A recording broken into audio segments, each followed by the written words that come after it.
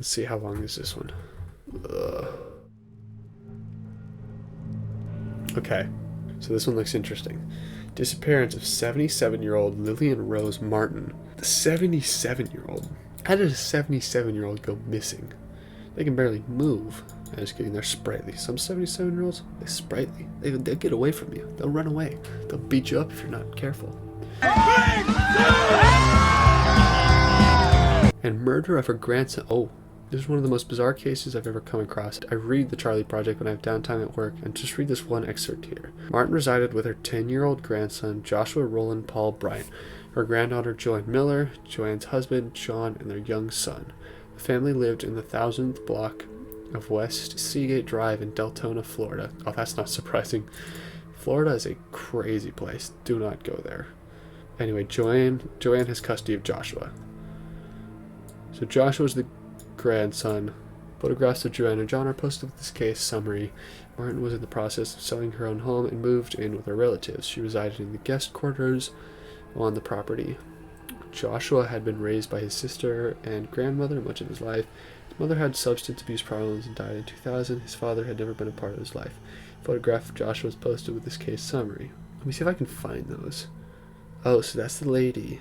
That's the little kid. Circa 2001. So that was her in 2001. John and Joanne Miller, same year. Joshua Bryant. Joshua had been raised by his sister and grandmother much of his life. His mother had substance abuse, blah, blah, blah. Joanne told the authorities that her brother and grandmother were inside the residence when she, other, and her husband left at approximately 7 a.m. on May 12, 2001. She returned at approximately 11 a.m. I noticed that the house was unlocked and that Martin's vehicle, a Ford Tempo, was parked in the driveway. So she leaves at 7, comes back at 11, so it's a 4-hour window. The grandma's vehicle is there, but the place is unlocked.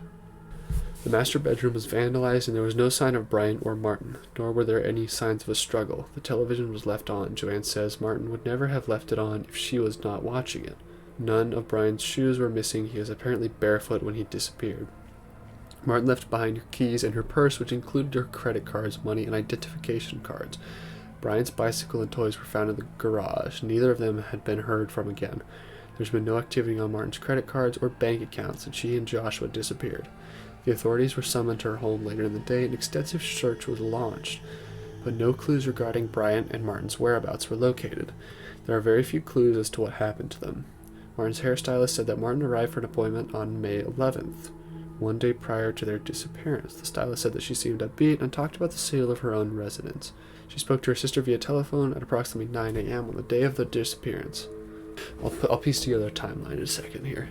On the day of the disappearance, Martin told her sister she and Joshua were doing housework at the time, but would pick her up to go to the grocery store between 11 and 11:15 a.m. Authorities said that they had never arrived as scheduled. Joanne and John had maintained their innocence in the case and hired an attorney after being questioned by law enforcement. Joanne has stated that the family was not having any problems in May 2001. Miller's attorney insinuated that he found information suggesting that both Joshua and Martin were living outside of Florida or outside of the United States. Joshua's skeletal remains were found in June 2004, over 3 years after his disappearance, scattered in the woods of Casadega, Florida, only 5 miles from his and Martin's home. Investigators announced their prime suspect in the case at this time, Douglas Manning Mcclymont, an electrician. A photograph of him is posted with the case summary. So I think that's this dude. Yeah, Douglas Mcclymont, 2004. So that's this guy here.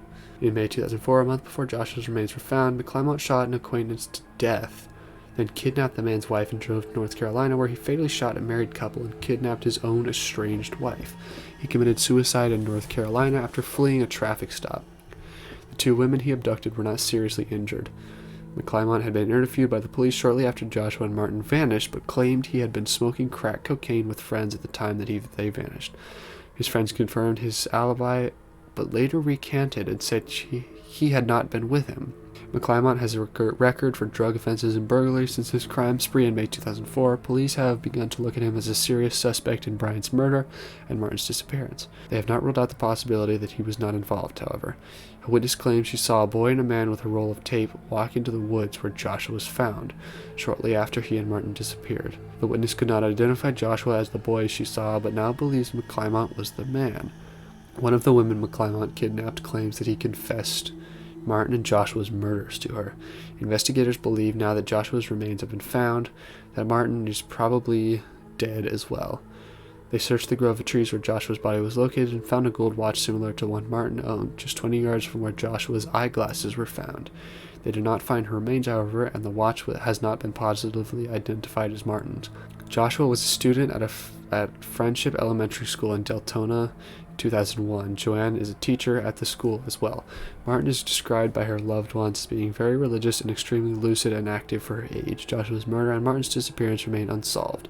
I could find very little in the case and no prior discussion here. I'll link the few other articles I found about this. I don't have much to add. Interesting.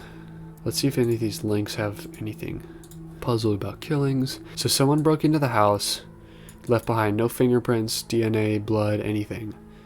Which would make sense since it was only an elderly lady and a small child. So, two people, 10-year-old and a 77-year-old went missing. Nothing else looked out of the ordinary, Keswin cold.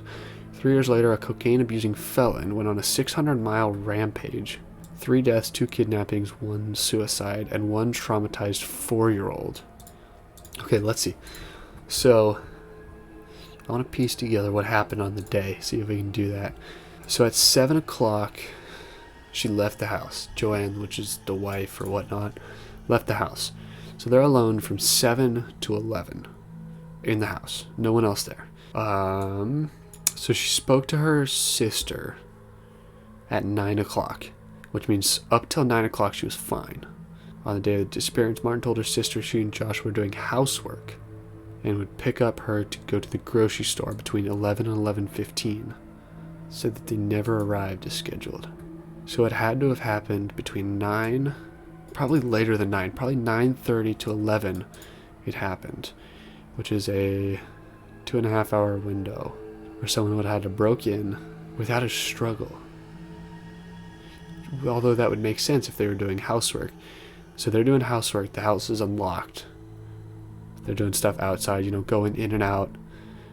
The guy walks up, takes them, kidnaps them, sorts through some of the house looking for something, and then leaves? That doesn't fit. Interesting. That's a weird one. I don't know what could have happened. Let's see what some of these people say. Suspected perpetrator is a crack addict. Yeah, takes an elderly woman and child but leaves the cash, jewelry, and anything he could have sold. That's the part that doesn't sit right. I could see it being derangement if he did those other things immediately afterwards, but those events didn't happen for another, 3 years? Huh. The attorney for Joshua's sister apparently insinuated that grandma and grandson were alive and well, possibly outside the United States? I could see that as a reason just to try to get them out of a murder trial, but... So it said that that guy was an electrician, which would mean if they were doing housework, he could have been there to help with it for some reason. I don't know why he would have been there, or what he would have been helping with, but... Okay, I want to look at the guy that the murderer, what was his name? Douglas Mcclymont. What is this picture? Investigators remain puzzled about killings. Oh, that's this. Is there more to this? Oh, there's more. Wait. He had an alibi corroborated by another person. Yeah, I remember that. Had a beard when the disappearance occurred, and then when detectives interviewed, had altered his appearance and no longer had the beard. That's suspicious. So he could have known someone saw him drag the boy and the lady, or thought someone saw him, shaved his beard. So that was his reasoning. Nobody would suspect that, right? A woman in Casadega saw something suspicious. A man and a boy walking into the woods behind her house. The man said was carrying a roll of duct tape. She said that the boy didn't look like him, but if he had been dragged around in like a hot car with his grandma and was terrified, probably starved, he wouldn't look too similar. This is a crazy case. I don't know. Yeah, my guess is that he dragged him out into the woods to do some not good stuff. Disposed of the lady, because obviously she couldn't do anything. Probably killed her, dumped her body somewhere on his way. Took the boy farther away. And then eventually killed him. And left him there. Damn. That's some crazy stuff. I'm not gonna make a joke telling about that one.